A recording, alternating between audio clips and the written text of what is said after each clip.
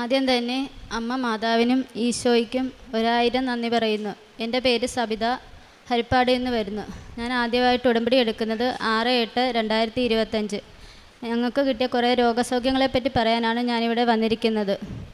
എൻ്റെ ഭർത്താവിൻ്റെ കയ്യിലും കാലിലും തുടയിടക്കിലുമായിട്ട് കുറേ അരിമ്പാറകളുണ്ടായിരുന്നു. അരിമ്പാറകളെന്ന് പറഞ്ഞാൽ അത് ചെറുതൊന്നുമല്ലായിരുന്നു, വലിയ വലിയ കരിങ്കല്ല് പോലത്തെ അരിമ്പാറകളായിരുന്നു. അപ്പോൾ ഓരോരുത്തർ പറഞ്ഞു ഇത് പല രോഗങ്ങളുടെ തുടക്കമായിരിക്കും, കൊണ്ട് കാണിക്കണമെന്ന് പറഞ്ഞ് ഒരുപാട് പേരിങ്ങനെ പേടിപ്പെടുത്തിക്കൊണ്ടിരുന്നിരുന്നു.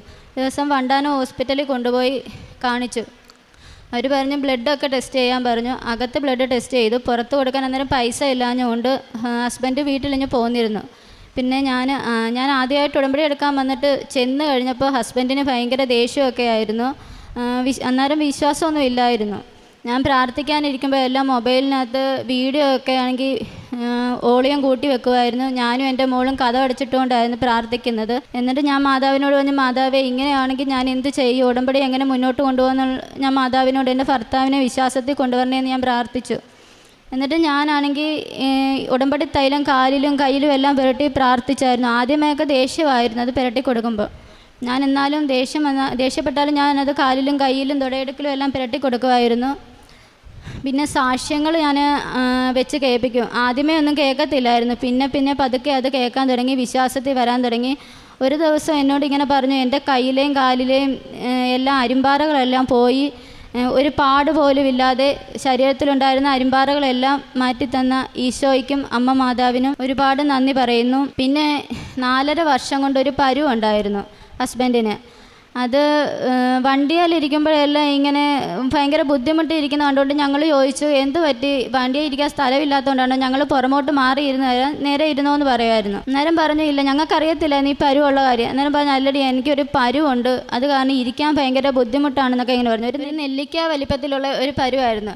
ഞാൻ അത് നിയോഗത്തിൽ വെച്ചിട്ടുണ്ടായിരുന്നു. ഞാൻ ദിവസവും പ്രാർത്ഥിക്കുമായിരുന്നു. ഒരു ദിവസം അച്ഛൻ്റെ ഡെയിലി ബ്രെഡ് കൂടിയപ്പോൾ അച്ഛൻ പറഞ്ഞു പരുവുള്ളവരെ സുഖപ്പെടുത്തട്ടെ എന്ന് പറഞ്ഞിരുന്നു. കുറച്ച് ദിവസം കഴിഞ്ഞപ്പം പറഞ്ഞു എടി എൻ്റെ ആ പരു അവിടെ കാണാനില്ല എന്നിങ്ങനെ പറഞ്ഞു. അതിനും ആ രോഗസൗഖ്യം തന്നതിനും ഈശോയ്ക്കും അമ്മ മാതാവിനും ഒരുപാട് നന്ദി പറയുന്നു. പിന്നെ എൻ്റെ മോക്കൊരു ആക്സിഡൻറ്റ് പറ്റിയിരുന്നു. ഡാൻസിന് പോയിട്ട് വന്നപ്പോൾ ഒരു പാസ്റ്റിന് സൈഡ് കൊടുത്തായിരുന്നു. ഡിവൈഡറെ ചെന്ന് കാല് തട്ടി, കാലിൻ്റെ എല്ല് പൊട്ടി. വണ്ടാനം ഹോസ്പിറ്റലിൽ കൊണ്ടുവന്നപ്പോൾ പറഞ്ഞു കമ്പി ഇടണമെന്ന് പറഞ്ഞു. എത്രയും പെട്ടെന്ന് സർജറി ചെയ്ത് കമ്പി ഇടണമെന്ന് പറഞ്ഞിരുന്നു. അങ്ങനെ മോളുടെ അരങ്ങേറ്റത്തിൻ്റെ പ്രാക്ടീസിന് പോയിക്കൊണ്ടിരുന്നപ്പോഴായിരുന്നു ഈ ആക്സിഡൻറ്റ് പറ്റിയത്. അപ്പോൾ അവിടെ ചെന്നപ്പം ഡോക്ടർ പറഞ്ഞു ഇനി പ്രാക്ടീസിനൊന്നും പോകണ്ട, അരങ്ങേറ്റം ഈ വർഷം നടത്താൻ പറ്റത്തില്ല. മോൾക്ക് ഭയങ്കര ആഗ്രഹമായിരുന്നു ഈ വർഷം തന്നെ ഡാൻസിൻ്റെ അരങ്ങേറ്റം നടത്തണമെന്നൊക്കെ ഭയങ്കര ആഗ്രഹമായിരുന്നു. അന്നേരം ഡോക്ടർ ഇങ്ങനെ പറഞ്ഞു കേട്ടുകൊണ്ട് മോൾക്ക് ഭയങ്കര വിഷമമായി. അമ്മ മാതാവിൻ്റെ പേരിലുള്ള മരിയാമ്പിക ഡാൻസ് അക്കാദമി എന്നൊരു ഡാൻസ് ക്ലാസ്സിലായിരുന്നു മോള് പഠിച്ചുകൊണ്ടിരുന്നത്. ഞാൻ പറഞ്ഞു മോള് വിഷമിക്കേണ്ട, മാതാവ് ഈശോയും മോളെ അനുഗ്രഹിക്കും, മോളെ ഈ വർഷം തന്നെ അരങ്ങേറ്റം നടത്താൻ മാതാവും ഈശോയും അനുഗ്രഹം തരും എന്ന് ഞാനിങ്ങനെ പറഞ്ഞു. മോള് വിഷമിക്കേണ്ടെന്നൊക്കെ പറഞ്ഞ് മോളെ സമാധാനപ്പെടുത്തി. ഡോക്ടർ പറഞ്ഞു ഈ വർഷം നടത്താൻ പറ്റില്ല, കമ്പി ഇപ്പോഴേ എടുക്കാൻ പറ്റില്ല, അതുകൊണ്ട് ഈ വർഷം അരങ്ങേറ്റം നടത്തണ്ട എന്ന് പറഞ്ഞിരുന്നു.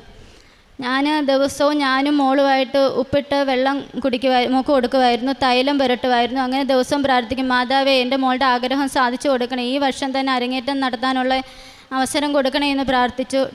പിന്നെ ഒരു ദിവസം ഞങ്ങൾ ബാൻഡേജ് എടുക്കാനായിട്ട് ചെന്നപ്പോൾ ഡോക്ടർ പറഞ്ഞു കമ്പി തന്നെ നമുക്കങ്ങ് എടുത്തേക്കാം, ഒരു കുഴപ്പവും അവക്കില്ല, അവൾ ഈ വർഷം തന്നെ അരങ്ങേറ്റത്തിന് കയറിക്കോട്ടെ എന്ന് പറഞ്ഞു. ഈ ഏപ്രിൽ 9 മോളുടെ അരങ്ങേറ്റം ഭംഗിയായി നടത്തി. അതിന് ഞങ്ങൾക്ക് ഒരുപാട് 1 ലക്ഷത്തിന് മേളിലുള്ള ചിലവുണ്ടായിരുന്നു. ഞങ്ങളുടെ കയ്യിൽ 1 രൂപ പോലും ഇല്ലാതിരുന്നു. ഞാൻ എങ്ങും ചോദിച്ചതുമില്ല. ഞാൻ പറഞ്ഞു മാതാവേ ഞാൻ ആരോട് ചോദിക്കണം, പൈസ ഇല്ലാത്തതുകൊണ്ട് ആരും തരത്തില്ല, ഞങ്ങൾക്ക് ഒരുപാട് ബാധ്യതകളുണ്ടായിരുന്നു, ചോദിച്ചാലും ആരും തരത്തില്ല, ഞാൻ ഇനി ആരോട് ചോദിക്കാമെന്ന് വിഷമിച്ചിരുന്നപ്പം 2 ദിവസം കഴിഞ്ഞപ്പം ഞങ്ങൾക്ക് 1 ലക്ഷം രൂപ ഒരാൾ തന്ന് സഹായിച്ചു. ഞങ്ങളുടെ മോളുടെ അരങ്ങേറ്റം നല്ല രീതിയിൽ നടത്താൻ അവസരം തന്ന മാതാവിന് ഈശോയ്ക്കും ഒരുപാട് നന്ദി പറയുന്നു.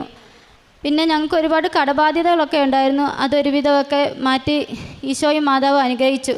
ഇത്രയൊക്കെ തന്ന ഈശോയ്ക്കും മാതാവിനും ഒരുപാട് നന്ദിയും സ്നേഹവും അറിയിക്കുന്നു. കാരുണ്യ പ്രവൃത്തി എന്ന് പറഞ്ഞാൽ ഭക്ഷണം കൊണ്ടുപോയി ഞങ്ങൾ ഈ തെരുവിലൊക്കെ ഇരിക്കുന്നവർക്ക് കൊണ്ടു കൊടുക്കും. പിന്നെ ഹരിപ്പാട് ഹോസ്പിറ്റലിൽ ഭക്ഷണ അലമാരയുണ്ട്, അവിടെ കൊണ്ടു കൊടുക്കും.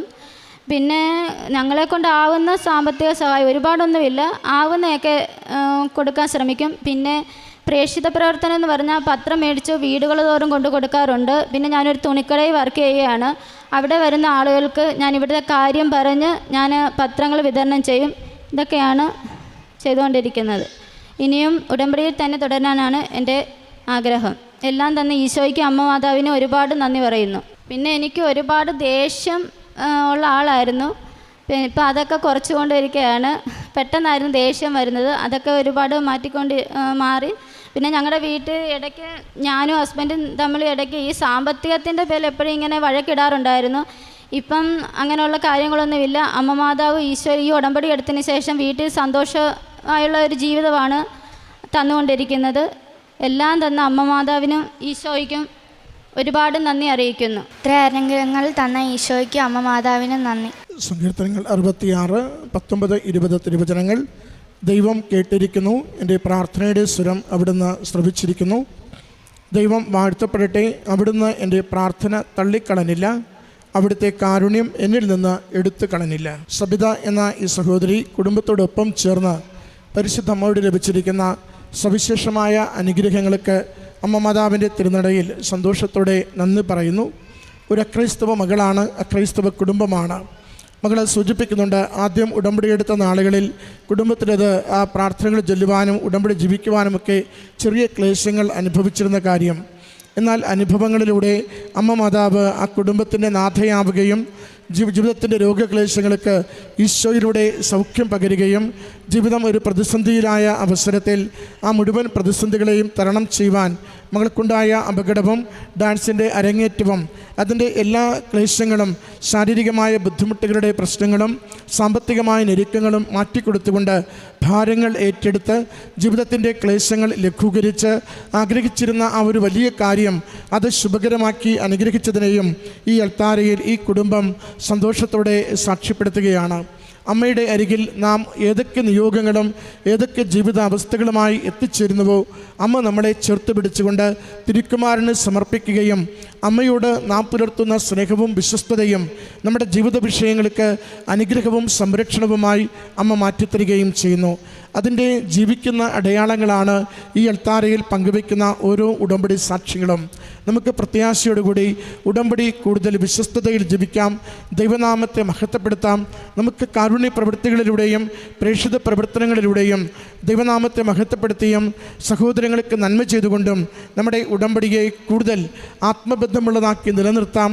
അത് നമ്മുടെ ജീവിത വിഷയങ്ങൾക്ക് ദൈവം തന്നെ കൂടെ നിന്ന് സഹായിക്കുന്നതും അനുഗ്രഹിക്കുന്നതും കാണുവാൻ നമുക്ക് അനുഭവമാകും.